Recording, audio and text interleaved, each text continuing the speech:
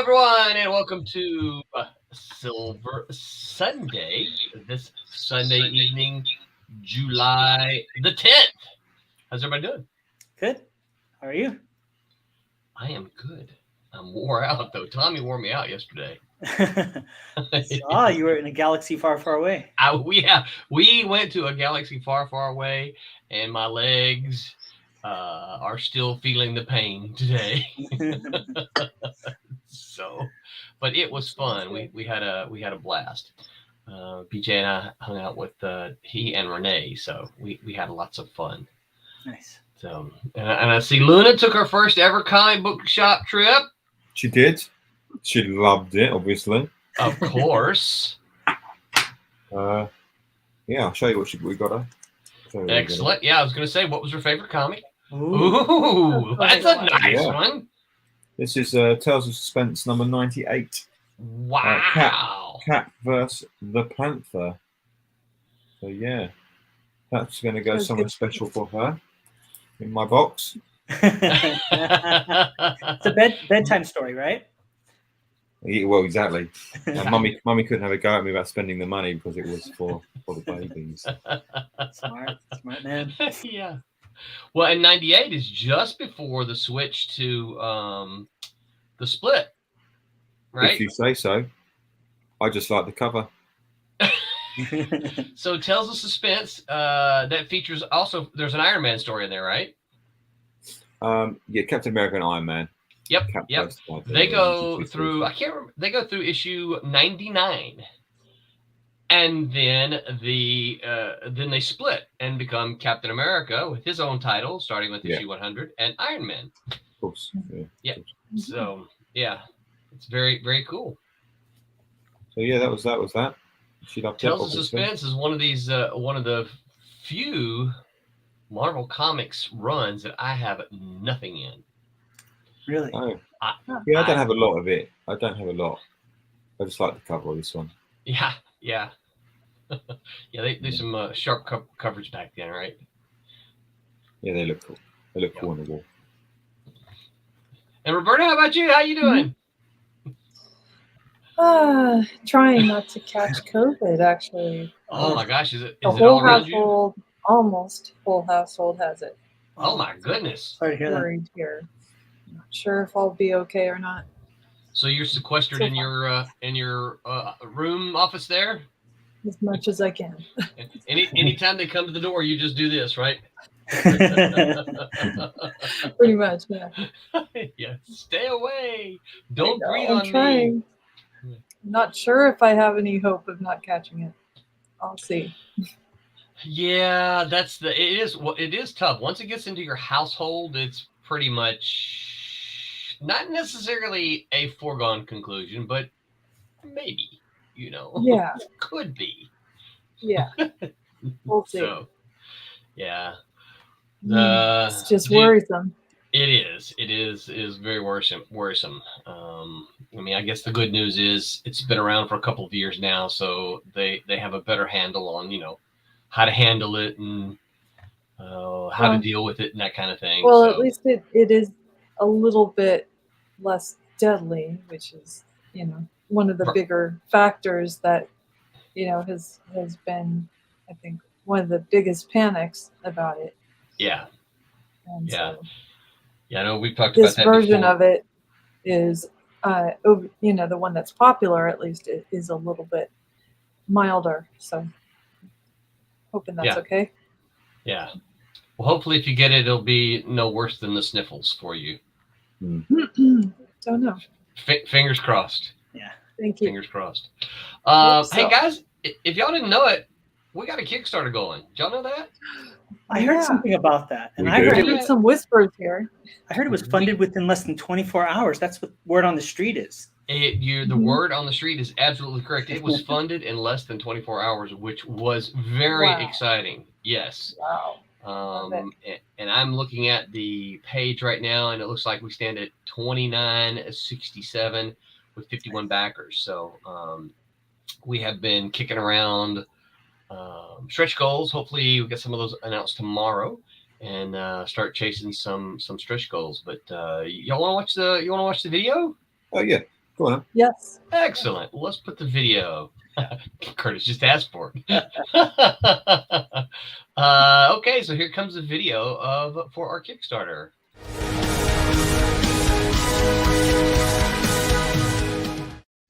Hi, and welcome to our Kickstarter. I am Roland Mann, and I run Silverline Comics, and this is our 19th Kickstarter. Yes, 19! We have successfully funded and fulfilled 17.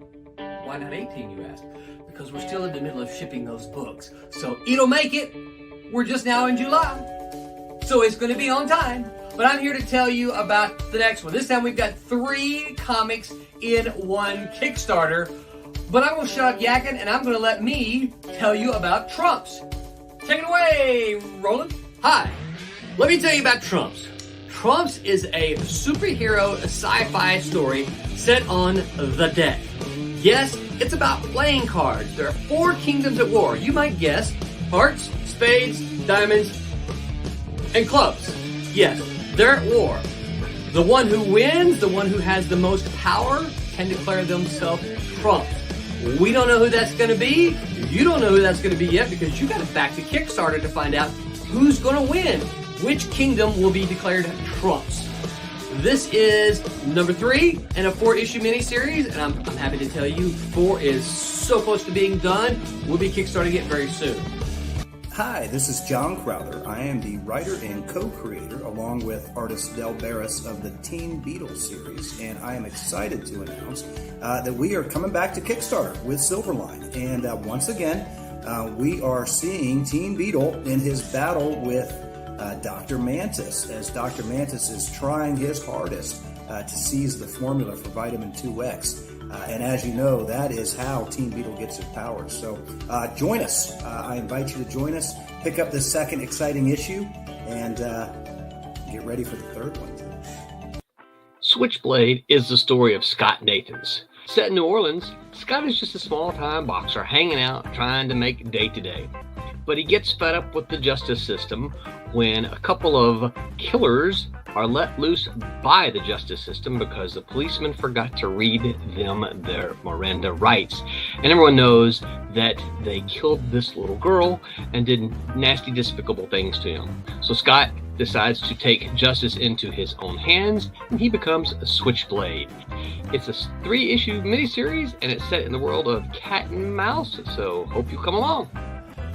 Don't those sound exciting? Yes, the answer is yes. The answer is yes, they do sound exciting. And you want them. You know you do. You know you want to pledge. You know you want to push that little button that says pledge. So that's what we need you to do. We need you to go pick out a tier, probably the extravaganza that has all 3 of them so that you can get all 3 books. Pick out that tier, pledge, and then tell all of your friends. But look, I know this is tough times. If you can't pledge, do us a favor, share it. Share it with people and say, hey, these are cool people. They make comic books. They ship comic books. You're going to like them. Go support them. Thank you. And remember to make mine Silverline.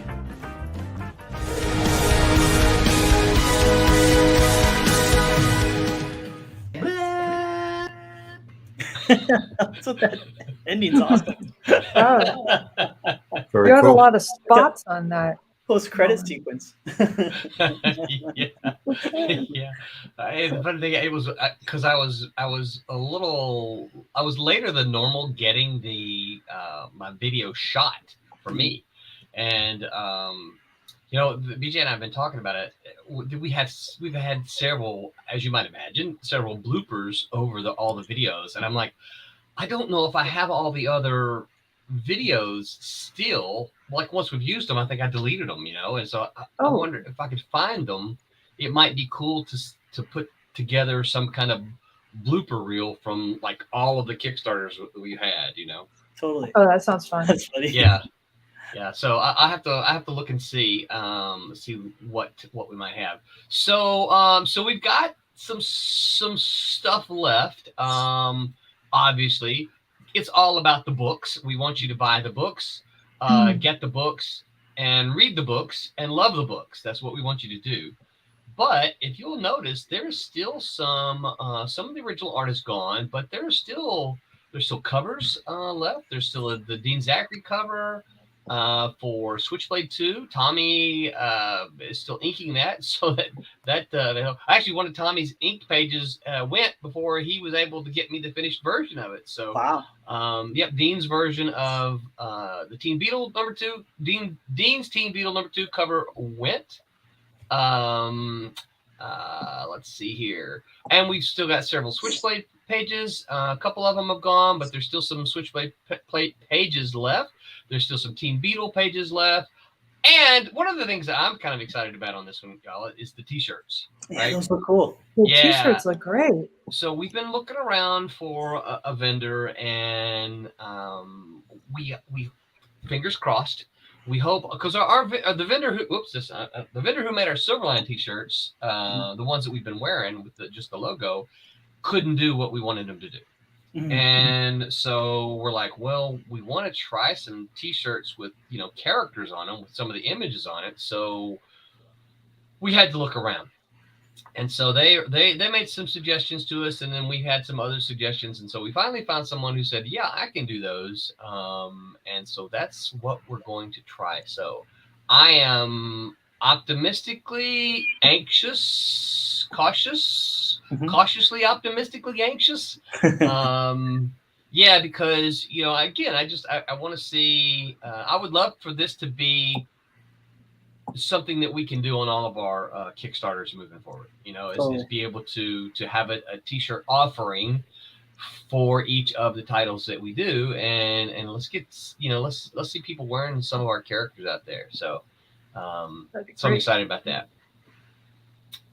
I have another cool bit of information. I don't have them all, but since I saw Tommy yesterday, look what he slipped into my hands. Oh, cool. Nice. Yeah. Stephen Butler Yeah. covers Great. too. So yeah, this is the giant size one, right? You can't see. Wow. This is the giant size. Very So it's got all 3 of the books in there. Beyond the Oh, Stars. Wow. It's got Obsoletes, and then if I get far enough, it's got. Can't get there. It has Cray. Nice. So this one has all 3 of them. So I really haven't even had the opportunity to look through it that much yet, because he handed it to me as we went. So so if you are a supporter of this Kickstarter, hopefully I anticipate getting the remainder of the books early this week. And so I'm anticipating shipping starting mid to late this week. So I am excited about that. So if you support Beyond the Stars, the Obsoletes, and Cray, start getting anxious to get those. Don't bite your nails, but start getting anxious to get them. Shout out to our sponsor, Daytona Beach Comic Con. If you like comics and you like comic conventions and you like meeting comic book creators, you should make your plans to go to Daytona Beach Comic Con, September 10th and 11th. In Daytona Beach, Florida. I saw them just the other day make a new round of announcements for a bunch of new comic book creators. There's going to be so many independent comic book creators there. If you like independent comics, why would you not go there? I mean, you guys remember SPX, Small Press Expo that used to take place up in Maryland, I think, near Capital City Warehouse. I heard of it. I never got to go. I think there's also one called Ape. Yeah, Ape. I've heard of Ape. And then that one's the West Coast version. Yeah. Yeah. And do they still do that one? Do you know? I don't know. I mean, I think they were up until a few years ago. I don't know if they're COVID. current. Yeah. Yeah. I don't know whether they still do that one or not. And I think they stopped XPX several years ago. But I would say, Heroes Con is a big show, and that's in North Carolina. But he gets a lot of, major, guys from the big 2. But they also do independent comics. But this one, independent comics. If you like independent comics, you should make your plans to go there. Daytona Beach Comic Con. We will be there. There's going to be about a baker's dozen of us the last time I looked. So there's going to be a whole bunch of folks. And Oven says hello, Silverline family. Hey, what's up, Oven? Hey. Oven, I am hoping you can make plans to be at Daytona, because I know that you're going to love it. I can't remember if you picked up one of those signature books, Owen, but if you did, you should plan to bring it back so you can get yourself new signatures, because there's going to be at least 4 bodies that weren't there last year, so you can add 4 signatures to your signature book. A shout out to Coliseum of Comics. If you are in Orlando and you like comic books and you want to buy some comic books, you should go to Coliseum of Comics. Particularly if you want to buy some Silverline comic books. They have Silverline Comics. You know what? I need to add that photo. I took a photo of their display on East Colonial. I have not been over to Claremont, but I know they have them at Claremont as well. So if you're looking for Silverline Comics and you're in the Central Florida area, go to Coliseum of Comics in Claremont or on East Colonial in Orlando. Tell them Silverline sent you. But you'll get a neat little Coliseum of Comics logo on it. It's funny because we talked about that a couple of weeks ago, I think. And somebody sent me a message that they didn't realize that the Coliseum of Comics had their logo on it. They're like, great, now I need that copy too. So Right. I'm like, yeah. So yeah. Also, Orlando Collector Deviants, OCD. If you like fan stuff and you are a fan yourself, you should follow OCD. They go around to a lot of the shows. And I've said it before, one of my favorite things is the walkthroughs that Steve and Trish do. Steve always takes a camera and walks around and usually says hi to people. You get a kind of he holds it above his head, so you get the camera, you get a pretty good view of everything that's going on. And yeah, and they do streams once a week, although they kind of cut back on them some. And then, of course, last but not least, if you're an independent comic creator and you need a printer, you should look no further than Kablam. Kablam is a digital printer that prints, as you can see, prints our comics, and they do a fantastic job. Tell them we sent you. Owen says, please make your way into Kissimmee too, please. We are going to Kissimmee, but in a much smaller numbers. I think, I'm trying to remember. I know me and Tommy and Haley, and I think Jose Fuentes is coming up for the Kissimmee show. So can't remember. John, I think John Crowther might be there too. I'd have to check my list, but yeah, there are going to be some of us at Kissimmee as well. So, and that, for those who don't know the Florida map, that's about an hour south of where Daytona Comic Con is. So, a little more than an hour. So, okay, that's it for the business. Our topic tonight is sports and comics. All right. That's a deep. So there's lots of different ways we can tackle this, right? So you did there, clever. Thank you. I've been working on that line. I figure we'll touch on a little bit of all of them. First thing, what about characters in comics who do sports? You mean Isn't just there like, a bad guy called the Sports Master in the Flash? Oh, is there? I don't know. Yeah, Is there really? Sure. He's Pretty called. sure. I've seen the Justice League cartoon. I'm pretty sure it's called the Sports Master. I've got to go Hang to the. on, I want to Google this now because maybe that was an alternative reality thing. It's the Mandela effect. Yeah. The Sports Master. I'm getting an exercise machine coming up. I need to add Flash to Sports Master this. Flash comics. Oh, look, Comics. it's going to be right. Yes, there is. Sports Master. Yeah. Is a supervillain appearing in American comic books published by DC Comics. He's usually depicted as a criminal who uses sports-themed weapons and gadgets to commit crimes. Yes, he does. His first appearance was, good grief, you dug deep for this one, Pete. May of 1947. Wow, really? That's purely based off the Justice League cartoon. If you've ever seen it, he crops up once. I know that because it was funny. So apparently there's two versions of it. There was a new version that appeared in Manhunter number 17 that was John Ostrander, Doug Reich, and Kim Yale. So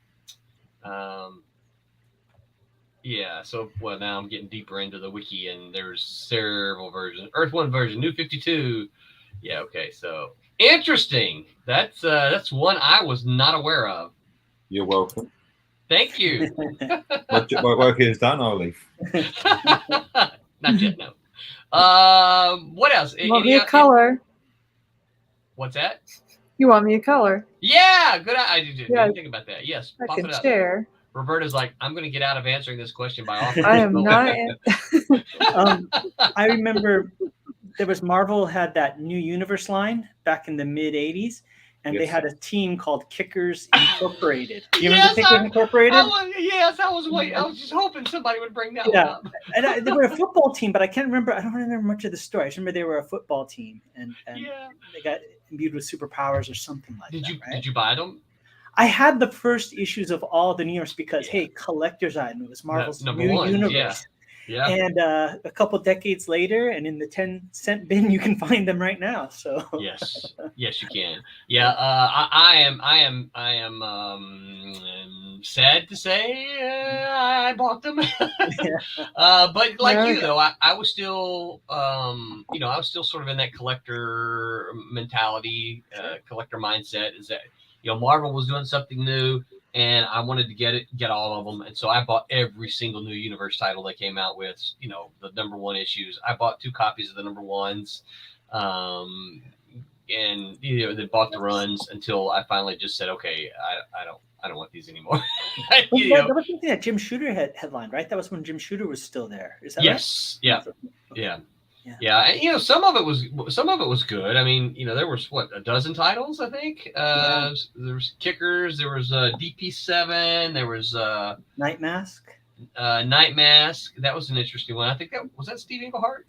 I can't remember. That introduced Star Brand, didn't it? Star Brand was pretty good. Yeah. They utilized Star Brand in the Avengers comics. Oh, they did. Really? Okay. Yeah, I didn't know that. I didn't either. I think there's one called Spitfire. It's like a Spitfire, I robot. remember that. I got some old. I bought a load of. When we were younger, my dad would buy us. We're going to charity shops, or not charity shops. They're called antique stores. Sure. And they would usually sell like packs of just random comics for that. You get like 30 comics for like £3 or something. Nice. So you just pick those up. They'd have lots of new universe stuff in those. So I found out about them. Yeah. That's cool. I've got some stuff lying around. Spitfire and the Troubleshooters is what that one was. Yeah. Then there was Cyforce. Oh, yeah. And so Night Mask was actually Archie Goodwin, it says. Oh, okay. And then there was Mark Hazard, Merc. There was Justice that had the funny looking U. It looked like a V. Okay. Right. So 1, 2, 3, 4, 5, 6, 7, 8. So there were 8 titles. Mm-hmm.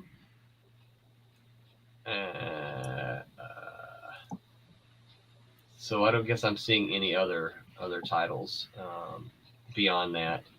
But yeah, so it looks like the DP7 lasted 32 issues. What? Justice 32 issues. Kickers lasted 12 issues. Well, year. Is a group of heroes for hire, all former pro football players, led by Jack, who gained superhuman strength, speed, and invulnerability after the white event at the cost of his brother's life. So, yeah, they're all former pro football players, and they all had the big, bulky kind of. They reminded me a lot of the Wrecking Crew, kind of the way the physicality of them. Yeah. Yeah, that's probably for me the top one that comes to mind is the Kickers Inc. Mm-hmm. What else? Can we think of any others? Well, I mean, if we're talking sports, there is Muhammad Ali versus Superman. Yes. Right? Yep. That which is like freaking amazing Neil Adams work. I mean, yes. It seems ridiculous, and then it's just like, well, Neil Adams did it, so it's awesome. Well, also, I think we would be what's the word I'm looking for? We should mention martial arts, right? Sure. I mean, don't you consider that a sport? It depends. I mean, I guess there's like the combative sport part, so there is that. But yeah, that's a. I guess if you were to consider it, you could definitely have a wide variety of those, right? Yeah. But yeah, I guess it's the context, right? I don't know if I saw anywhere they did it as sport, but here's one that did it for sport: Daredevil, boxing, and his father. Oh yeah, Jack Murdoch, right? He was a boxer. Absolutely. So definitely that one. And of course, we're kickstarting a book right now whose character is a boxer. Mm-hmm. Switchblade is a boxer. Yeah. Right. Yeah. Yeah. So yeah, I forgot all about boxing. Yeah. Wildcat Justice Society. Wildcat was a boxer, right? Well, yeah, okay. Right. He was. You're right. He trained all the others to fight. Definitely.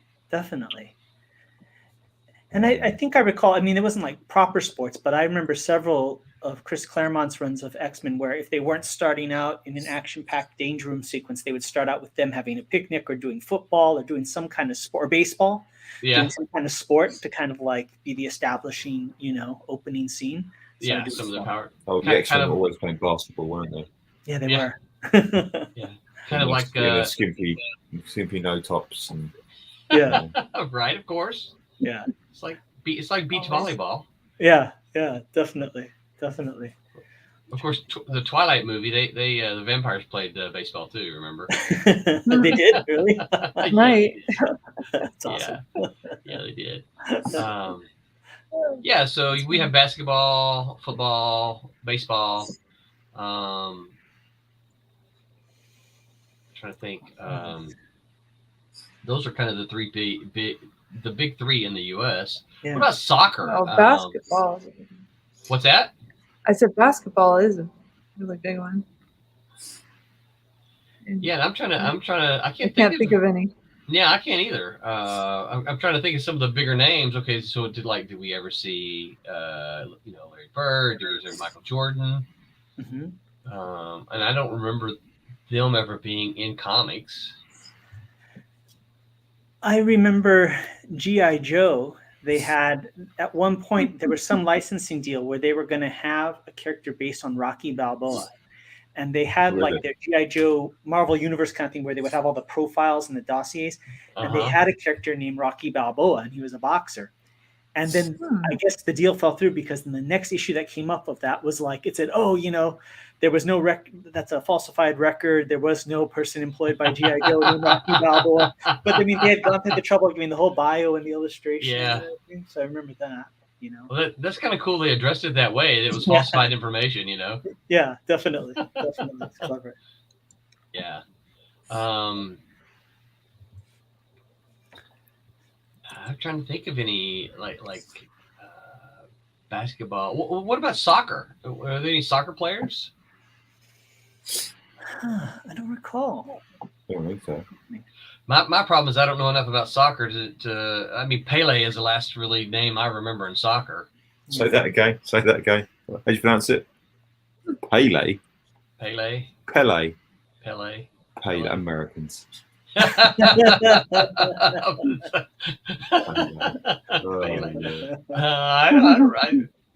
it's a long time ago. But he did have an ad in a comic book for Orange Tang back in the 80s with Pele. Is that right? Am I doing? With him on it, it was illustrated, and it had him doing like a kick, and it was in the comic book. So because he did those upside down sort of backward kicks, right? Yeah. So there was a comic book drawing of him back in the 80s. Why are you shaking your head? Does that have a name? I do a description of the overhead kick. Is there a specific name? The overhead kick. Yeah. Overhead kick is what it's called? It's okay, guys. It's not your sport. I'd love to disagree, but unfortunately, like the rest of the world does it, and it's just we're the ones that are out, so it's kind of hard to deny that. Yeah, it is. Yeah. Everybody else calls it football, and it's the number one sport in every other country, right? Yeah, except it's the metric system of sports, basically, is right. Yeah. So what about isn't rugby a big sport in England? Yeah. Yeah, rugby played in a lot of countries around the world. Yeah, not in America. Well, no, it does play in America, but not. We have some colleges that play rugby. Yeah, you have these sports. They're just not. They're not your national sports. Correct. Yeah. Yeah. Yeah. Like we have American football over here. Do you? It's just not played at a level that I'm aware of that attracts any sort of investment or attention. Or anything. Do your high schools have American football teams? No. Germany does. Germany has an American football league. Really? Yeah, one of my the guy that I used to work on in films with, his son is a professional football player in a team called Rheinfire in Germany, of all places. I like the name of the.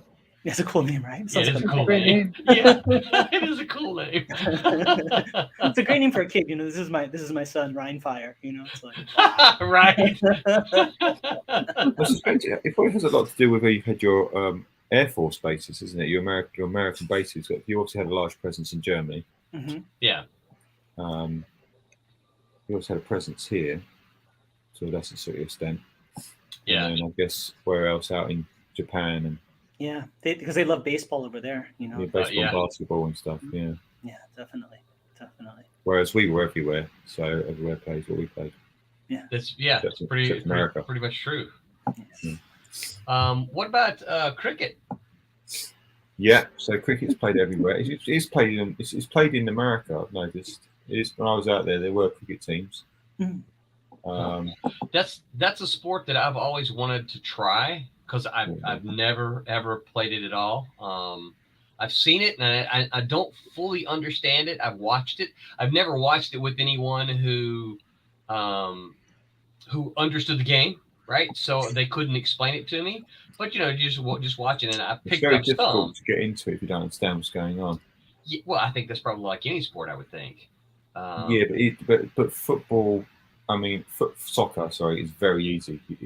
You don't really have to understand any rules. You just understand one ball goes in their net and their ball goes in your net. That's it. Simple. Yeah. That's why it's such a big sport. It's so easy to understand. Anyone can do it. Whereas you start getting things like American football, the rules get quite complicated. For us, we can't understand why you stop and you throw the ball and you stop, and then you kick the ball and you stop. Why are you stopping? Stop stopping. Just play the game. Rugby can be difficult because you have that scrum, and if you don't know how to do that, it's a dangerous thing to do. Cricket is the rules in cricket are many. What else? But basketball is quite easy. Again, it's just a ball in a hoop. Right. I know you get a bit more complicated with moving and traveling and whatnot, but at the end of the day, it's just pass the ball, get in the hoop. Where is this guy? Where is he? He's out riding bike.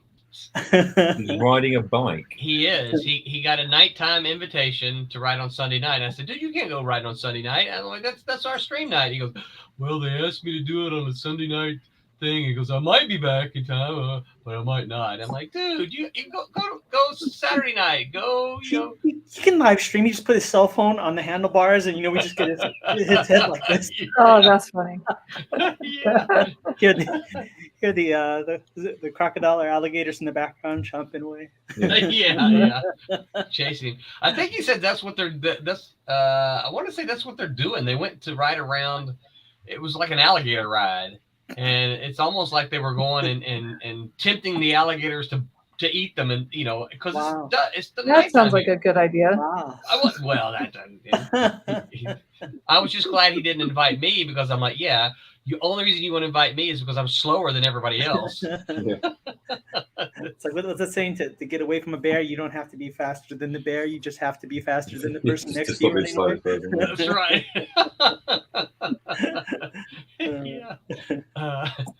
That's funny. Shoot, I was about to say. So what about do we ever see rugby or cricket in comic books? Not in US comic books. So have you seen them in UK comics? I've seen them in our UK British kids comics, like the Beano and the Dandy, Dennis the Menace sort of stuff. What's it called? Beano and the Dandy? You never heard of the Beano and the Dandy? No. They're like the longest running British kids comic books. Are they terribly expensive? No. Bring me one when you come over here. Okay, I'll try and find one. Don't get an expensive one, but just bring me one. So Have you never heard of Banana Man? I've seen Banana Man. No. Yeah. You've never heard of Banana Man? Now I've seen people put on a banana suit, but No. yeah. Well, that was a cartoon. I saw the cartoon, right? Yeah, there's a cartoon Banana Man. Yeah. There's yeah. He's come from those comics. Yeah. You Google Banana Man. I'm going Dino the to. Dandy. I know. Was it? What was the mouse? Was that white mouse with the eye patch? Was that? Oh, that was Danger Mouse. No, oh my gosh, he's going for it. Yes. Look who showed up. Oh my god. Wow. Where are you at, Tommy? Is that Hi. I am is that alligators done. growling at you? I am done biking, and I just wanted to make it clear that I didn't skip just for today. Remember, I'm having surgery on my left eye on Tuesday, so it's going to be 2 or 3 more weeks before I can go bike riding again. So today was the last time I could go. So. Oh. But I'm Don't good at now. all. I'm in the car now. In a minute because it's pouring raining and I'm going to die. Please don't do that. Yeah, don't do that. No dying. But I just to defend myself and tell Pete that it's called soccer, not football. And rugby, we don't play rugby in America because you guys kill yourselves when y'all do that over there. So we don't do it. You're a little gladiator. Oh man, there's somebody fixing to hit me. All right, I love you guys, but I'll see y'all next week. All right. Wish me luck on Tuesday. Yeah. Good luck on Tuesday. All right, bye. Bye. That's awesome. That was a good excuse. I just wish we had like the overlay on the bottom, like live on the scene. Tommy Flormonte, Silverline Comics. Yeah. The reporter. Yeah. Oh, we might have to make that tagline I happen. think so. When I first came on, I heard the sound. I said, "That sounds like, is that alligators growling at him?" That's what I thought it was. I have found Banana Man, and I will confess, I had never seen nor have I ever heard of Banana Man. It's brilliant. It's so funny. It looks funny though. Well, I am seeing Beano. Beano and Dandy. Beano's one, Dandy's the other. Yeah. I'm not sure Dandy would go over in the U.S. Yeah, that's a different. Has a different meaning. Back in the day, I got like some Action Force comics from England. Yeah. And the format was like magazine size. Was that just indicative of that, or no? That's the Beano, Dandy thing. Everything like that is a magazine size. So Judge Dredd magazine size. Yeah. Okay. It seems to be a British thing. It's kind of cool because you see the art. With that size, you really get in there. So. Yeah. It's just you should roll them up. I guess you rolled American comics. Roll them up. Okay. Cool. Yeah. I'll bring you some. Yeah. Did they? I know the guy who writes Banana Man. So, oh really? Really? That's cool. Let's see if I can get some stuff. Yeah. Have y'all looked at the? I'm gonna. Tommy has it. He didn't give me permission to share this, but I'm going to share it anyway. This is. He just. Did you see it already? What he posted in our shared group. I am about to show you. It's not going to have any sound, but it won't matter. Okay. So, y'all see that? It's a crocodile. Wow. It's an alligator, but yeah, look at it. It's heading towards him. It's coming towards him, and he sits there filming it. Right? Look at it. It's moving over towards him, and he's just like, "I'm just gonna film you." Like, wow, dude, what are you doing? He likes to live dangerously. So, stop screen share. All right, y'all did see movement, didn't you? It actually was frozen on my end. It's frozen. Yeah. Oh, yeah. Well, shoot. Well, let me see. I can try it this way. It's frozen. How did it freeze? So share screen. Let me share. Facebook video. All right, so tell me, does it go now? There it Yeah, goes. it's going, oh my Yeah. gosh, that's actually See, Oh, look. it's going too fast. wow. Yep, it's coming. Wow. See, it's heading towards Tommy, and he's just gonna sit there and film it. Wow. Look I at was like, "What are you doing, dude?" It's like, and then it just sits there and stares at him. You're Like, there in a stare down right there. yeah, it's like, Wow. are you coming? Or are you gonna sit there? Because I will eat you if you cross that fence. That's crazy. Yeah. Anyway, so yeah, we were talking about cricket. Yeah, sure. So one of the things that I said that I would like to work into a comic book somehow, some way, and I don't know how. I don't know how. Because it has to make story sense, but it's one of these things that I found to be so cool. The oldest ball game in the United States is a game called stickball, and it was played by the Native Americans here. It was played by the Choctaw. Now in 1990, no, that's not true. 80. Stephen Butler and I went probably in 89 or 90. We went up to Philadelphia, where the Indian reservation is there in Mississippi. And, we went to the dances and all see all the arts and crafts and things like that. And we're like, hey, we want to see this stickball game. We knew what it was, right? Because, we'd read up on it, and historically, we knew what stickball was. But we'd never seen it play. There are drawings. If you read anything about, like, I think Hernando de Soto, when he came over, they saw a game played, and there's drawings of that.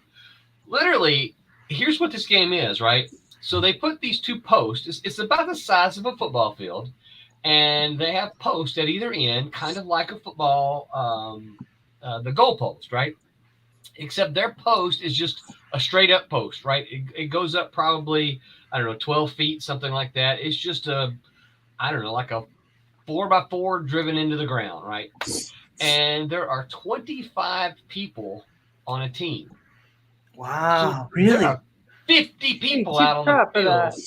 It's a big mess of combatants is really what it is. And they have these long spoon things, okay? They're I don't know, probably about yay big. What is that? 24 inches, 30 inches long, something like that. And at the end, they've just got a little a cup, a little spoon looking thing. It's all made out of leather. And then they have a little leather ball that is about the size of a golf ball. The object of the game is to throw that ball and have it hit the post. So when you hit the post, you get a point. Well, here's the deal. They have two of these spoon things, right? They one in each hand, and then they can flick the ball. I've seen guys running down the full speed, catch that little ball in those spoons. Moving full speed. It's like, holy crap, right? And here's, how they defend their goal? They stick their body in front of it. Oh, really? So somebody flicks a ball, whack, right in the face. Is it hard? Is the ball like? It's a little. It's about the size of a golf ball, a little bit smaller, right? But it's just wound leather. So it can't be soft. Wow. I mean, it's not a metal ball or anything. Yeah. It's not like a marble, but they're flicking that thing at you. It can't feel good. And fights will break out. It's a little bit like the Yankee game that they play with sticks on the ice. Hockey. It's a little bit like hockey, right? It's a little bit like hockey. Yeah. What's that? I never heard it described that way, but I knew exactly what you meant. Yankee game played on ice. We don't get ice down here, so we don't play hockey. But the fights will just break out, and that's what would happen. Fights would just break out, and the thing about it is the game keeps going. Mm-hmm. They can break out in a fight. Okay, those two guys are fighting. Let's keep playing. Fantastic to watch that game. So wow. I don't know if I'll ever be able to use it, but I want to get that game in a comic somehow. What was that sport? I think they were trying to make inroads here in the 70s, but highlight, is that what it's called? Where they have that like this hook that you put on your arm, like a basket kind of thing, right? And a ball. And then they kind of appropriated that for the Tron movie. That became something that was in the Tron movie as a combative kind of thing. So that was a real thing? Yeah. That's funny. Owen says it sounds like field hockey or a lacrosse. Yeah. I thought it sounded like lacrosse, yeah. Yeah. It's possible, but this obviously this game predates those. I don't know how many of the tribes played. I know the Choctaw played it, and I know that because Choctaw's based out of Mississippi, and so I know more about them than. Well, that's not true. I know some of the other tribes anyway, but I know that they played it. So, one place where there's comic books have sports, but I mean, it's not in America, but in Japan, they have so many sports comic books. I mean, they have. Yes, they do. Oh gosh, yeah, baseball, boxing, golf, sumo wrestling. The sumo wrestling ones are really well drawn. They have so many. It's absolutely crazy, and they have cooking manga too. So because when I was at the Q school, some of the guys were like, "Oh, you got to watch this, whatever it was. It's about this. He was playing netball or basketball," and I was like, "Why? So what do you mean? Why would I watch a cartoon about basketball when I can just watch basketball? I don't understand why I'm watching a cartoon about a sport." And they were like, "Oh no, it's amazing. It's really good. It's about all this stuff." And they play, and all it is they're playing basketball every week. The game. I was like, "Well, I can just watch that. I'll go watch basketball. Why not watch the cartoon?" I think there's a basketball one called Slam Dunk was like super popular. I remember that. Yeah. I remember seeing it. Yeah. They did really. Oh, go ahead. Sorry. No, go. You go ahead. No, they had a really cool one that it was a really neat series. So it was actually about a guy who did competitive karate, like sports karate, and then he went into boxing. And it was this long series. And then the series was so popular, they went backwards and did his ancestors. And so then it was all about like his ancestors as samurai and ninja. And then they did one where one of his samurai relatives came to the US and was in the cowboy days. And it just spawned this huge franchise. But it started out as a sports manga. Wow. It's kind of interesting. Yeah. Well, what about the Legend of Korra? I know that y'all probably seen that, right? Yeah. They had that. I can't remember the name of the game, but they played. That was one of the first in the first season. The two brothers, right? You remember the game I'm talking about, right? Yeah. So they called it pro bending, right? And it was a derivative of the bending styles, which was actually kind of clever because from what I understood, I know several people that worked on those series, including the martial arts choreographers. And so what they were trying to allude to is that martial arts eventually become sports. So that was kind of their take on martial arts becoming almost like MMA, because that story takes place after the events of the first series. Yeah, so it's kind of interesting. Yeah. Well, and so what about made up sports then? Can you think of any other made up sports in comics? Oh, here you go. Tommy says pro wrestling, the number one sport. And what are superheroes really most like? Pro wrestlers, costumes and all. Definitely. Ask John Crowther, right? He has his whole That's right. Right. Catalog. Whole bunch of catalog is that, right? Yeah, definitely. Yeah, in fact, I want to say John's got a wrestling Kickstarter going right now, doesn't he? I think so. Close, if not starting. Yeah, we should plug that. So let's find out more about it. Wrestling. Terry Funk is what it is. Is it it's not the Bushwhacker thing? I don't know. I think that's a book. I think that's the actual book he's going to do, right? Something along those lines. The comic biography of legendary Texas hardcore pro wrestler Terry Funk, 2009 WWE Hall of Famer and NWA World Heavyweight Champion. He's just hooked up with all the wrestlers, isn't he? Yeah. It says it's a comic biography. So, and it's got, I see comic book pages here. So, it is a comic book, but yeah, it's a wrestler. Cool. So yeah, if you guys are into wrestling, you should get over there and support John Crowther's Terry Funk, the Hardcore Wrestling Biography. We are big fans of John Crowther here because, of course, he's Team Beetle. Was he? Oven says, Rudy, Rocky, Coach Carter, and Cool Runnings, they have drama. We find out who they are and their dreams despite setbacks. Do those have comic books on them?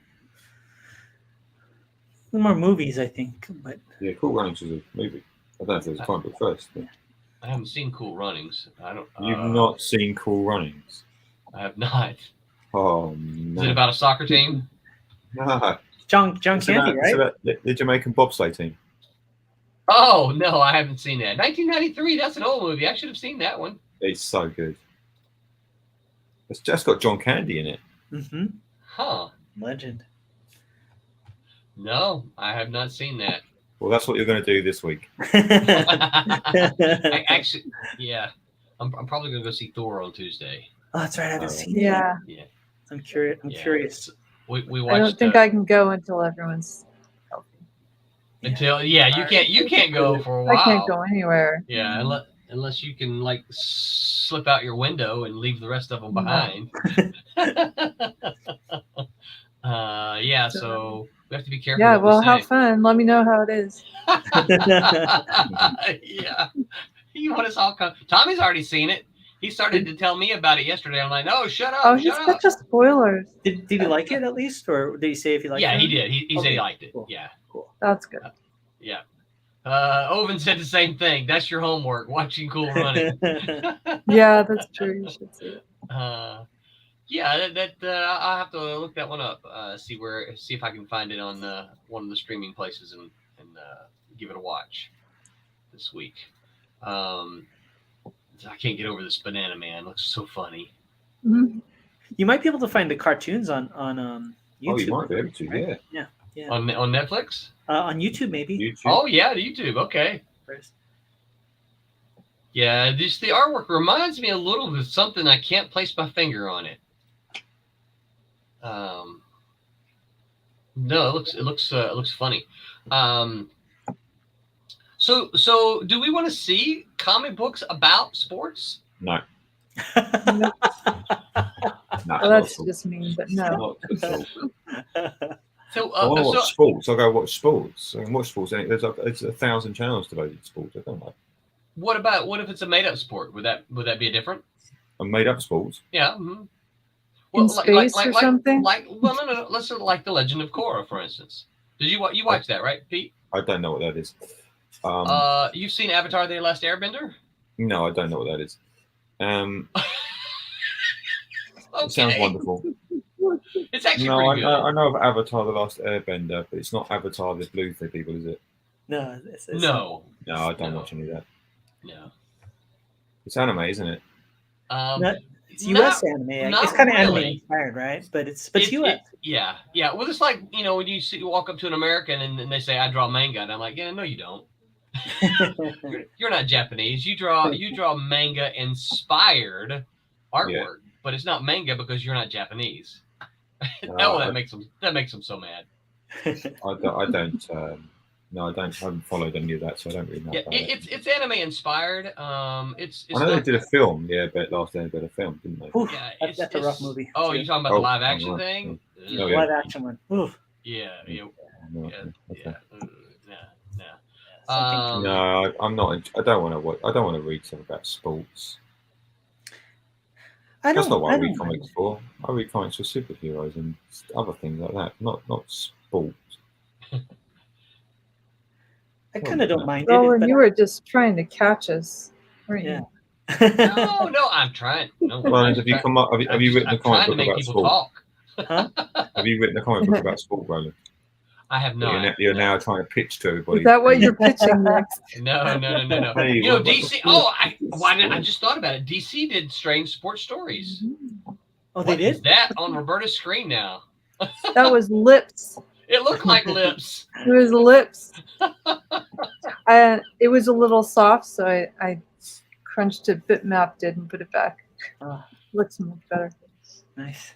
So DC did a comic book called Strange Sports Stories. Oh, That's cool. Y'all, no one remembers that? I don't. No. What was How the can you idea? guys not? How can you guys not remember that? Is it an anthology? It sounds like an anthology series. I didn't read it. Was it successful? I'm gonna. I'll share here. I got look right here. Look at all these covers to them, right? Wow. Oh, yeah. Really? I'm impressed. It's a Yeah. great bunch of covers. That's so nice. Yeah, I mean, It's like the one with the guy. All right, maybe I'll read one. So Mitch Bird actually, I think this is a Mitch Bird one right here. Is that Mitch- Airstyle? Oh, that's Adventure. Airstyle, yeah, Adventure Airstyle, Comics yeah. actually, yeah. So DC did it, then Adventure did a little run. See, look, DC Strange Sports. Yeah. Let's see if I can find that Mitch Bird cover. I remember. Then they got here. We go. Open new tab. There you go. Oh, that's a cool cover. Yeah, I remember seeing that. I like that cover. Yeah, that's. Yeah. I like it. I don't Yeah. see anything sporty going on, but I do. Well, like they've got boxing gloves on. You see. Okay. Yeah, and of course, there's a story up here called Armchair Quarterback. It looks like there must have been a couple of sports cards in with it too. That's cool. That Yeah. would make sense. So, yeah. Anyway, Well, see, I'm surprised there's not more in common just because trading cards, you know? yeah. Well, and that's kind of, I guess that's part of it. You know, my question. Owen says, "Why watch sports? You can go outside and play sports." Well, exactly. I think that's kind of Can't why go it doesn't outside and save the universe. Yeah, I think I for- see people that play sports are pretty amazing, but, you know, superheroes, it's another Yeah, and- level. I kind of wonder if at least the American comic book audience, it just doesn't seem to really fit what they read comics for. You know, the escapism or that Yeah. level of escapism, right? Like in Well, why do you Japan, watch manga- sports? Huh? Why do you watch sports? I don't know, but I don't know. I don't know how many. It's a rare breed of people that watches both. I mean, you like sports and you like comic books. Yeah. But I think you can attest that there's a vast majority of comic book fans who don't fit into that. There's not a lot of crossover. Yeah, No. yeah. And of course, I never understood why. As one who likes both, I never understood why. Yeah. You know, But because you have to teach people the reason because I don't see it either. I think it's an interesting mix, though, that you have because it gives you a different perspective, I suppose, on your writing. I think if you have a little bit, it's got to inform you a little bit of gameplay, you know? Yeah, I would think so. I mean, because there's always that. I think one of the things that sports do is the whole the competitive thing, right? I mean, it's all about competition and competing and winning. Aren't superheroes kind of the same thing? You've got to compete against the bad guy and win. Definitely. You got to beat him. Yeah, The difference is in the how. Yeah. Well, there's a no nonsense to a lot of sports, right? Where it's not open to interpretation. I mean, there may be a referee, but usually if you win, you win. If you lose, you lose. You know. Right. That's why I always thought it was funny when I was in art college. I go to art college and the teacher would tell somebody their piece didn't look good and they say, "Oh, that's my style." You know, I meant for it to be drawn that way. And then I go to martial arts class and, you know, you get punched in the face. You can't say like, "Oh, that was my style." My style is to take punches in the face. You know, that's you know, it either is or it isn't. There's no, you know, there's no interpretation there. You got punched in the face. You know? I think sports is like that, right? It's like, you know, you can't do it. You can't do it. You know? My style is to get punched in the face. I get punched in the face better than anyone else. Exactly. So, Spent years doing it. Years. practice what you're good at. Yeah. Yeah, I don't know. You know, I'm glad you brought up the whole Japanese thing because they have comics. You know, I remember in college when one of my Japanese friends showed me a comic book about golf. Yeah. I'm like, that's a boring sport here to watch. Yeah. how can you possibly make a comic book about it? You know, it's like, let's make a comic book about watching the paint dry. They had a manga about the guy who created instant ramen, like about his journey to formulate and revolutionize the food industry. Oh I mean, my. they have a manga for everything over there practically. Well, you but know? and the thing is, they're okay with that. As a consuming culture for them, they're okay with it. But it's not like they don't like us. We're like, sports comics? No, I don't care. Well, what in an alternate reality, what would have happened if that book Seduction of the Innocent didn't come out in the US? Where would the trajectory, right? That's the big what if of the art form have developed further, right? I mean, that thing set us back and locked us into place up until now. I mean, even just within, even now still we're trying to break free of the constraints You're of right. the art form, right? And Yeah. they didn't have that. So I think that's, I mean, and it's an American art form, so we can't say that in their case they were ahead of the curve. We invented it. Yeah, that's right. Yeah. Right. Good point. So it's unfortunate how things go like that. But I think I've said this here before, but one of the things that excites me about the class that I teach is that a lot of my students haven't read comics, as it's probably not a surprise, to anyone here, but a lot of my students haven't read comics. So, part of their job is to read comics. And I find it very interesting and very exciting that they don't seem to be, as a group. Now, you got to keep in mind that it's a very specific group of students I have. They're all creative writers. That's what they're studying to be, right? But they don't come in and with the attitude of, if it's not Marvel and DC, I don't want to read it. No, there's actually the opposite. They're kind of like, I want to read something that's not Marvel and DC, and that's, to me, that's exciting. I didn't hear that as a kid. As a kid, whenever I talk to people about reading comic books, they wouldn't read it. And you got, y'all probably heard this as independent comic book makers, maybe. It's like, well, I read Marvel and DC, but I don't read independent comics. Yeah. Yeah. But my students don't seem to have that. They seem to have the opposite attitude of, it's almost like, I see the movies, so I want to read something different. I love that. As an independent comic book maker, I love that. Definitely.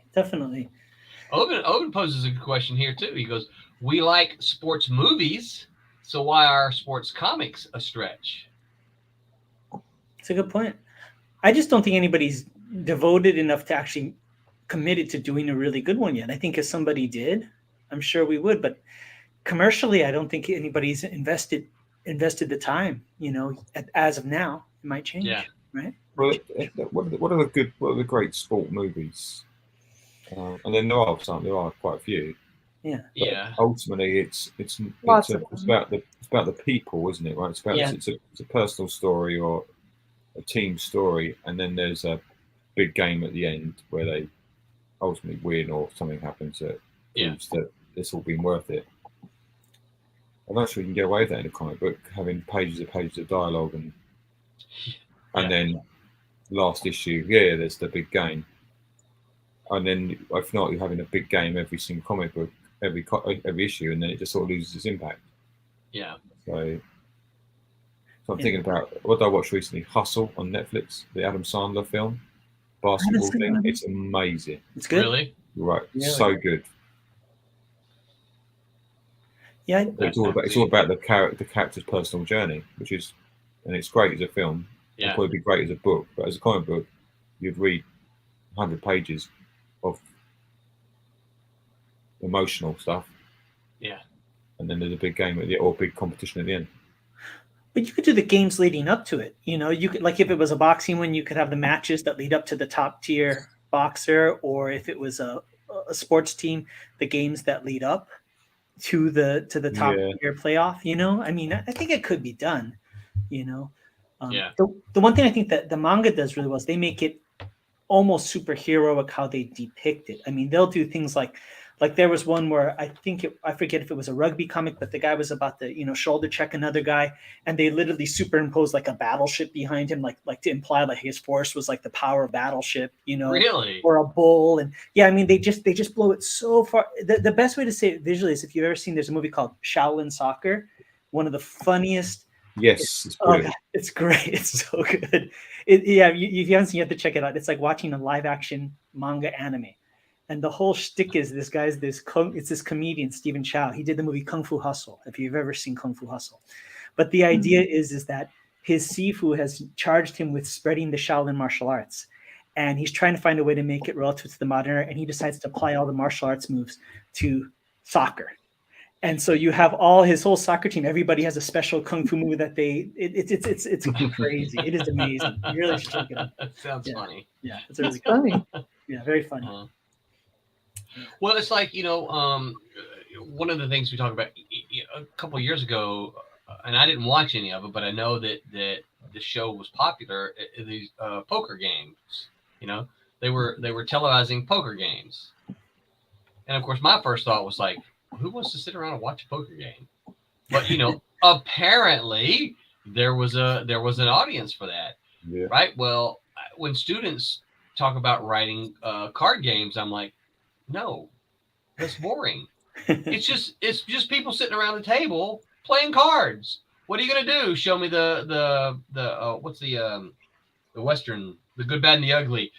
Are we gonna see those good and bad and the ugly eyes? You can't do the soundtrack. Wah, wah, wah. But see, I do think there is a way to make a card game look epic. And it's part of our current Kickstarter called Trumps by Roland Mann. If you haven't backed it yet, you should check it out. Well played, Curtis. Thank you. I was waiting for that. We need to get a bell like Billy Tucci has, right? Just ding a bell. Yeah. Curtis gets a bell. Ding, ding. But right, I mean that is a card game. Yes, it is. But you found a way. It's not a specific card game, but it is very much card game inspired. Yeah. Right. So that is an example of taking it, elevating it to that level where it is engaging. Yeah. Fashion, right. I had someone tell me when I was talking about it, they said they were picturing actual cards. When I was telling them giving them the pitch a little bit, and then they looked at it, they're like, "Oh, I was picturing actually like flat cards that had like legs and arms." And I'm like, like Alice in Wonderland. Right. Yeah. And that was, I said, "You mean like Alice in Wonderland?" And they're like, "Yeah." I'm like, "Yeah, no, it's not like that." Oben speaks a foreign language here. Hajime no Ippo. Hajime no Ippo boxing is 1,000 chapters plus long. There's longevity in the sports genre. Yeah. So is that a comic? Yeah, I think it's a manga. Isn't that the one? Owen can let me know, but isn't that the one that got rebranded as Megalobox or something like that, and it's now on Netflix as an anime? I think they reimagined this sports one into almost like a futuristic one where they have like these mechanical apparatus. But he probably knows better than I. I think that's one. So here's a question then, right? So clearly the Japanese are okay with sports comics, and it's pretty obvious that most of us are not, right? Why is that the case?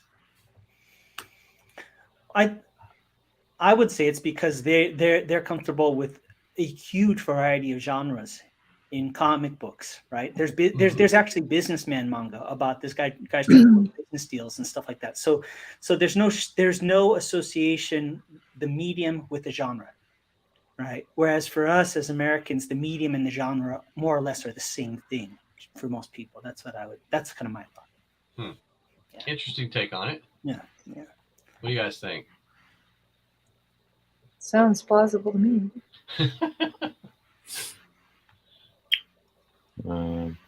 But don't ask me. I'm coloring fire. Yeah. As Pete's thinking, I guess for me, I don't know that I know the answer to that. I just know that if you tell me, hey, I got a comic book about, baseball, I'm not that interested in it. It's got to be a really good pitch.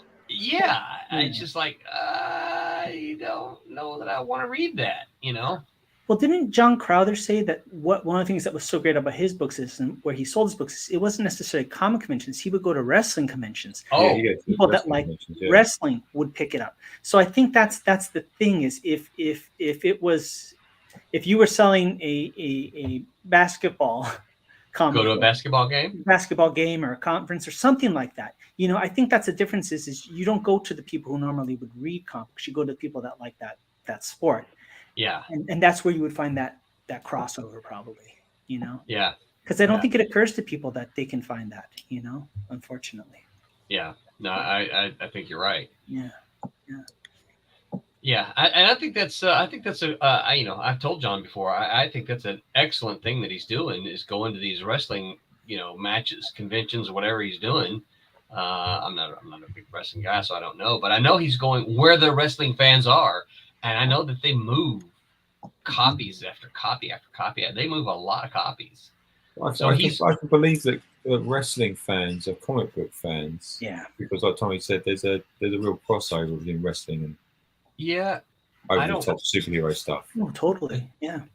I'm not sure you go to a baseball arena and flog a load of your comics about a baseball team. Maybe. Try it, Roland. I don't know. I don't know. I don't know the answer to that. I let us know next week how you got on. I wonder maybe if you go to a Cardinal game and you have a comic book about the Cardinals, that might work because that's what John's doing, right? He's doing these biographies of these wrestlers, right? So if you go to if you go to a baseball game and you have a comic book about their team, maybe. Well, I would say if it's between you selling a baseball comic book at a comic convention or you selling a baseball comic book at something baseball related, that's the big question, right? Which one do you think you might sell more? I don't know. I don't think you're going to sell very many baseball comics at a comic book convention. Yeah. So I don't think that. Oven says they're different. Megalovox is a futuristic boxing world where people are augmented with tech. Where Ippo, it's classic boxing with callbacks to real legends. Okay. I bet you feel silly now, don't you? I bet you feel silly now. I learned a lot. They're not the same thing at all. I'm slim in the waist. Oh, embarrassing for you. We're all sitting here thinking, I bet he's got that wrong. I don't want to say anything, but he's got it wrong. Yeah, sure you did. Well, now that I think about it, the wife and I just rewatched, getting ready for Thor. We just rewatched Ragnarok. I love Ragnarok. Yes, it was still just as good. And if you think about it, there's the Contest of Champions. Mm-hmm. That's the sporting event. Yeah. Right? Thor has to fight Hulk. Was awesome. Mm-hmm. But It's weird. like wrestling, isn't it? It was like wrestling. Hulk was so weird. What's that? So it's like wrestling, wasn't it? Yeah, kind Like of. boxing, wrestling, MMA, sort of two guys go in, one guy comes out. Yeah. So I don't know. Maybe it's because it was in the context of the story about Thor that it worked. I don't know. Well, it was also because they could pick each other up and fling them back and forth and back and forth. and it's because everyone wants to know who's stronger, Thor or Hulk. Everyone wants and I wanted to know that. Yeah, that's exactly right. I had forgotten it, but when Hulk picks up Thor and slams him around like a rag doll, like he did to Loki in the first Avengers movie, he does that to Thor in this movie, and then Loki stands up and yells, "Yeah, now you know how it feels." That's right. That's okay. I had forgotten that line. That was so great. Yeah, he was so happy. Yeah, Hiddleston is such a good actor, such a good Loki. Have you ever seen the test footage of him auditioning for Thor, for the role of Thor? No. And then they decided to cool. switch him to Loki, but he has like bleach blonde hair, and there's test footage. No, That's- I gotta look that up now. Yeah, it's I good. have to see that. Yeah, Yeah. he's awesome. I like it when they release some of the test their test footage where you can see where they red lines for parts and things like that. I saw the speaking of which, I saw the footage where the test footage they did for the little boy who played in E.T. Oh God, that's great, right? Did you see that? Yeah. Yeah, where Steven Spielberg at the end says, "Okay, kid, you got the job." Yeah. Oh yeah. my gosh! I mean, wow, that's amazing. That That's was very amazing. it was very good. I was like, wow, so I'd good. give him the job too. All right, so I kind of think we've. Anybody else have anything to say about comics and sports? I mean, Oh, actually, I just looked it up just to be certain. We were talking with Owen about that boxing thing. So Megalobox is actually based on Ashita no Jo, which was a boxing manga originally, a traditional boxing manga. But I guess it's not the. Are you still trying to? You were wrong. You were wrong, and it's okay to be wrong.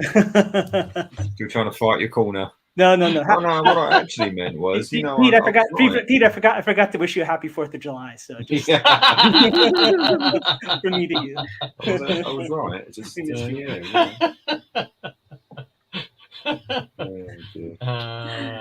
so I guess here's my kind of my maybe I do have kind of a final question, is because Roberta kind of mentioned something about it a little bit earlier, is that how much from comic book readers, how much do you think there is crossover with sports themselves? And I kind of asked this question because, like, I've heard Scott Wakefield on Wednesday, when they talk about sports, you're like, oh yeah, sports ball, right? Like, apparently he knows nothing about any sports at all. I'm assuming that's what he means. But so what about here, Roberta? Do you like any sports? Watch any sports? Participate in any sports? Nope. I'm sorry. I don't. Nothing at all. So you don't watch? I watched basketball when I was a kid, and a little hockey, and that's about it. I played soccer though for many years. Cool. Didn't watch it. I had no interest of watching it on screen professionally, but I enjoyed playing it. Yeah.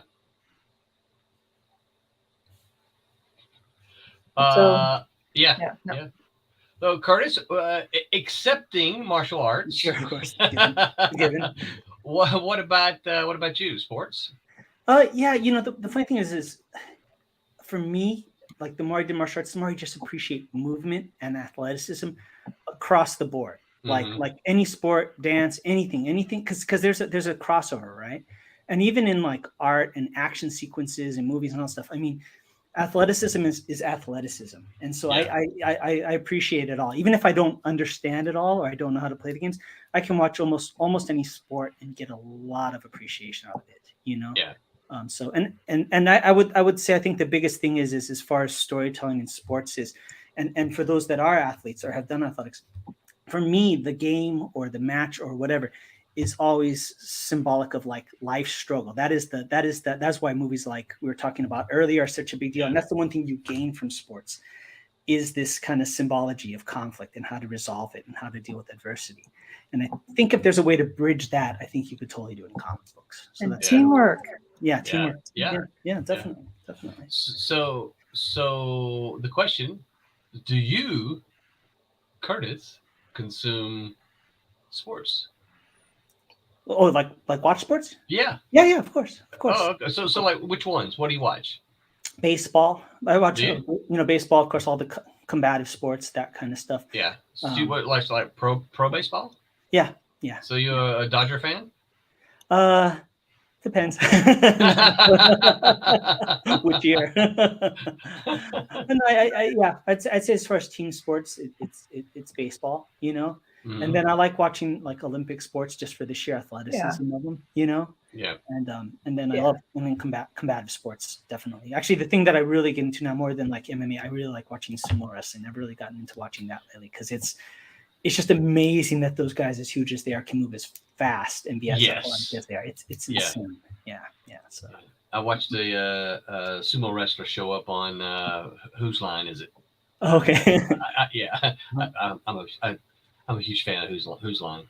Yeah. And he showed up, and he was really, really good and really funny. Yeah. Just the way they can move, though, you're just like, how can you? You're so big. How do you move that way? You know. Yeah. Pete, what about you? You watch sports? Any sports? Oh, yeah. What do you watch? Football, cricket, Formula One. Oh, we didn't even talk about race car driving, did we? Yeah. Oh yeah. Well, I've watched loads of sports. Loads of sports. So and forgive my Americanism here. Is cricket televised, kind of like all the other sports? Is cricket televised? Is it? Yeah.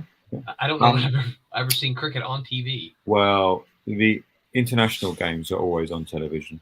They're always televised. The county, i.e. club games, not so much televised. No, you go to them. Go watch. Do you have your local favorites? Yes, like football. You have your team. Yeah. Yeah. Well, who does Pete cheer for? Who's what? Who does Pete cheer for? I guess Surrey. Okay. That's who my dad played for when we were growing up. So, yeah, that's my home team. Even though they're fired. Okay. Yeah. Very cool. As for me, you guys have heard me say probably multiple times, I'm a college,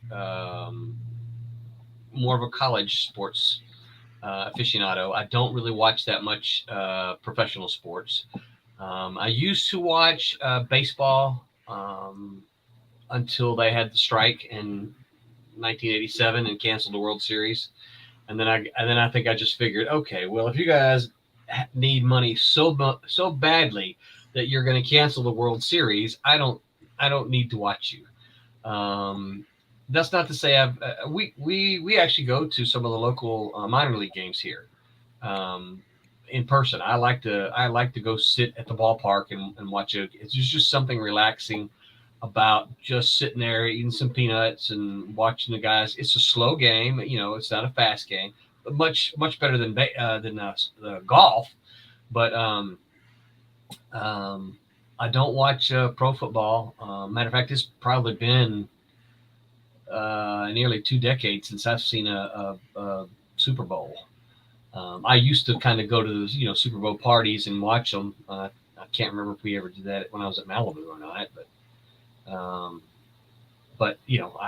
it's been a long time since I've seen a Super Bowl game. Don't care for professional basketball. Only time I've ever seen a hockey game is when I went with Malibu to see the Mighty Ducks in LA play.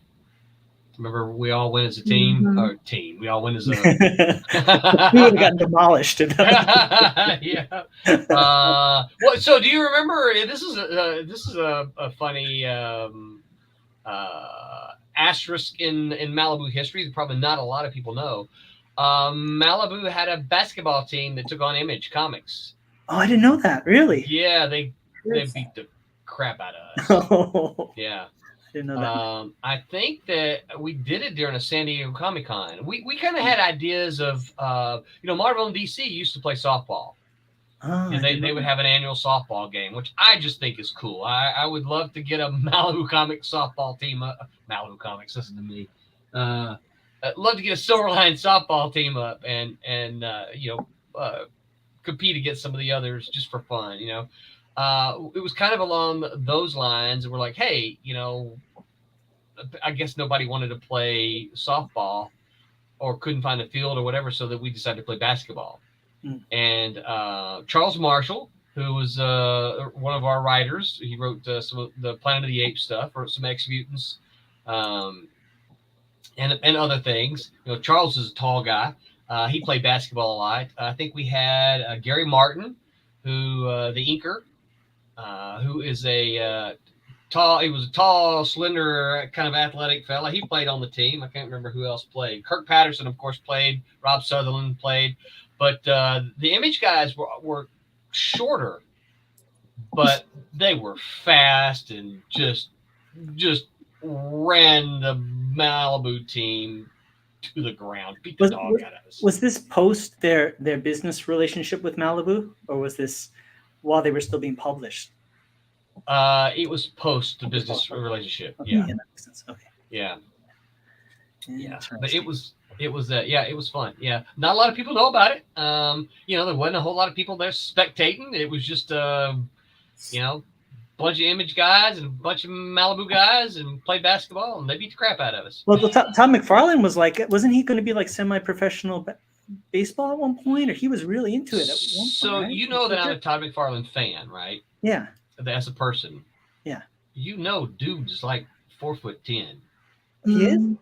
He's not a tall Yeah. guy. He looks like he's tall when he's speaking. He does look like he's tall, but he's not. He's a short dude. Oh, I didn't realize that. He is. But to answer your question, I think, yes, he loves baseball and wanted to do that, but I don't think. Aspire. Yeah. Right. Yeah. Let's see if I can find Todd McFarlane height. I only knew this because of how when I met him. I'm like, dude, you're a short dude. I didn't say that to his face, but let's see if I can find it here. He's 5'5". Okay. So really? Yeah, a little taller than I thought he was, but yeah, wow. he's not very. My mom is 5'3". Yeah. So he's not a tall guy, which is nothing wrong with that. It's not what I'm saying, but it's just like, you don't find a whole lot of baseball players that it's not an asset when you're a baseball player. Correct. Yeah. So yeah, but yeah, I think he was a partial owner of the Toronto Blue Jays or something like that. Something, yeah. Okay. Some Canadian team, I think. It's the only Canadian team I can think of. Anyway. Okay, enough about comics and sports. Oh, except for everybody knows I cheer for the Hogs. Mm-hmm. Right? Yeah. Of course, I've got a Razorback shirt on. Half of the T-shirt, well, that's beginning to change because I'm trying to fill it with Silverline T-shirts now. But half of my my wardrobe and my T-shirts are all Razorback T-shirts. And Curtis and Roberta can probably remember me wearing them, even back in my Malibu days. That's. I think I have. All I remember once is, Ron, you told me to say to Ross Ritchie, who now runs Boom Studios, you said, go call him an Aggie. He won't like that. Yeah. I didn't know what it meant. That's to do with the college football, right? Is that it? Yeah. Because if I'm not mistaken, if I remember correctly, Ross Ritchie is from University of Texas, which is the Longhorns. Okay. Their bitter rival is Texas A&M, which is the Aggies. Okay, that's why. Yeah. That's why I remember that. So yeah, college sports is about the only thing that really that I pay much attention to, and particularly football. I watch college baseball, and if there's nothing else to do, or in the finals, like Arkansas was in the World Champions World Series, College World Series. I'll get it out in a minute. And so I watched that. I watched them play. Or the basketball when the Final Four comes along, right? The playoffs. I'll watch those. Football now, I watch that every weekend if I can. College football. But other than that, yeah, I'd rather be out throwing the ball myself. I'd rather be out, as you guys have said. I'd rather be out doing it than watching it. So. Okay, so let's call it a night. Roberta, what have we been watching you color? So this is a page from Cat and Mouse book 4. And here we go. Nice. And so it's a nice action scene. I love this character jumping out of the window. That's really exciting. I like how it's drawn. Yeah. Really neat. Yeah. And so really nice points of view there. It's fun. Fun action. Getting closer and closer to getting that one done, which excites me. Getting that one out, yeah. Yep. Yep. Mhm. So yeah. So again, y'all, let me do this right here. Again, if you backed Beyond the Stars and Obsoletes and Cray, there's a glow on it. I'm trying to get the glow off. Those books should be coming fairly soon. I don't have them all yet. Like I said, Tommy just I saw him yesterday, so he handed me this so I could see what it looks like in it, and it looks really good. You guys are going to be happy. If you're listening and you haven't backed our Kickstarter that's live now, please go over to Kickstarter and back that. If you find yourself in a situation where you cannot back, we totally understand, but you can share. You can do that. Share it and tell folks that how much you believe in us and believe in what we're doing, and convince them to go give their money to us. Heck, if you can't afford it, have them get it for you, right? But yeah, at least share it and tell everyone that they should back the project. Curtis, where can folks find you on the interwebs? Sure. You can find all my social media through 2 different links. The first one is for my martial arts school. It's www.tigercrane.net. And for my upcoming comic book, Shadow Ghost, you can go to theshadowghost.com. So go ahead and check it out. Excellent. Any upcoming conventions for you? No, I'm just trucking away on the book and just kind of focusing on getting that thing done. Get that finished first, right? And then you get some conventions in. You going to San Diego? No, not this year. Not this year. Pete, what about you? Where can folks find you on the interwebs? On the Google, they type in Peter Clinton Art, and you'll find my social medias. Excellent. I've opened my pre-show commissions for Daytona Beach. Excellent. We're gonna get something. We're gonna put something together and try to promote all of you guys to say, hey, you guys are coming. All of the artists that are going to offer the pre-show commissions and get those out there. So, yeah. So you guys want a commission from Pete? Since he lives across the big pond, now is the time to do it. You save yourself some postage. You just tell him what you want. He can draw it, and then he can bring it with him when he comes across the pond and deliver it to you by hand. So that's right. So do that. Any shows coming up for you, Pete? No. Daytona is your next show? Yes. Wow. Okay. Very cool. Very cool. Excellent. Roberta, what about you? Where can folks find you on the interwebs? You can find me on Facebook and Instagram. If you look up Rugby Conroy, you'll see me there. And here on Sundays. So that's it. Excellent. What about you, Robbie? You going to San Diego this year? Not this year. Not this year. Not this year. I wonder how many people. I just wonder how many people are going to be skipping San Diego this year. Just with everything going on, and COVID still going around, and Yeah, I mean, you guys it's are in not California, gone. so We're not in good shape in California. Yeah, that's kind of what what I'm wondering. I just wonder what attendance will be like, because I guess y'all heard DC's not going to San Diego this year. Right? Yeah, they're gonna have panels and things like that, but they won't have any floor presence, which is huge because they were always one of the biggest presences on the floor. They had a phenomenal booth. Mm-hmm. Yeah, so I mean, it is called San Diego Comic Con, and DC being one of the big two. Yes. I find that to be incredibly interesting, and like I said, I'm just kind of curious to see how that's going to affect attendance and stuff. Yeah. So, yep. And well, you can find me on all of the social medias. Just look for Roland Man Roland. Look for my caricature. You're going to find me. Although I think on Twitter I changed it to that Trump's skull face thing. So look for me there. And yeah, don't forget we've got a Tuesday show. I didn't see those scheduled, so I'm not really sure what the Tuesday gang is talking about. They are 8 to 9:30 Pacific time for all of you folks on the West Coast. You can catch them, and then our Wednesday Whammers will be back on Wednesday at 8 p.m. Eastern time, and we will be back here next next Sunday 8 p.m. and we might have Tommy with an eye patch back with us. Quick shout outs to our sponsors, Daytona Beach Comic Con, Coliseum of Comics. You guys make sure you frequent and spend some of your cash with them. These guys support us, but we want to do what we can to support them. Also to Orlando Collector Deviants and to Kablam. And unless you guys got anything else, I think that's it. I need to queue up the video. Curtis, you're muted.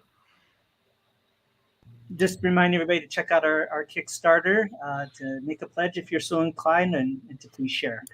Do it. Please. Back it.